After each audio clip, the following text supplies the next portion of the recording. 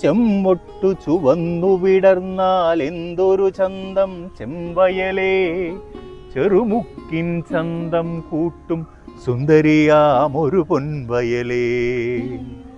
സുന്ദരിയാമൊരു പെണ്ണവൾ വന്നു വിത്തുകൾ വാരിയെറിഞ്ഞന്ന്. സുന്ദരിയാമൊരു പെണ്ണവൾ വന്നു വിത്തുകൾ വാരിയെറിഞ്ഞന്ന്. ആ വിത്തുകൾ 100 പിന്നെ 1000 വിടർന്നല്ലോ.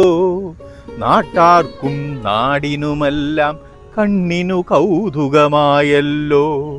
നമ്മളെ പരിസ്ഥിതി അവാർഡ് കിട്ടിയ കവിയല്ലേ ഇരിക്കുന്നത്? ഈ പ്രാവശ്യത്തെ അവാർഡ് വാങ്ങാല്ലേ എത്തിലാവും. കഴിഞ്ഞ പ്രാവശ്യം നമ്മളെ സ്കൂളിൽ വെച്ച് ഞാനല്ലേ പൊന്നാടെ എണീച്ചത്.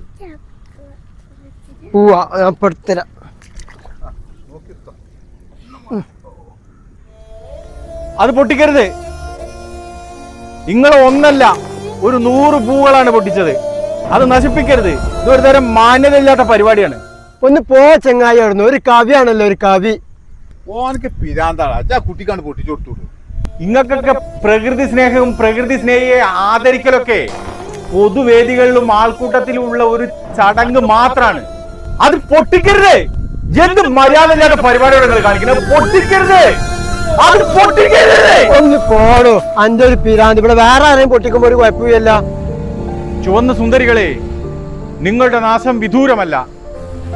ഞാനിതാ നിങ്ങളുടെ ജന്മഭൂമിയിൽ ആഹൂതി ചെയ്യുകയാണ്.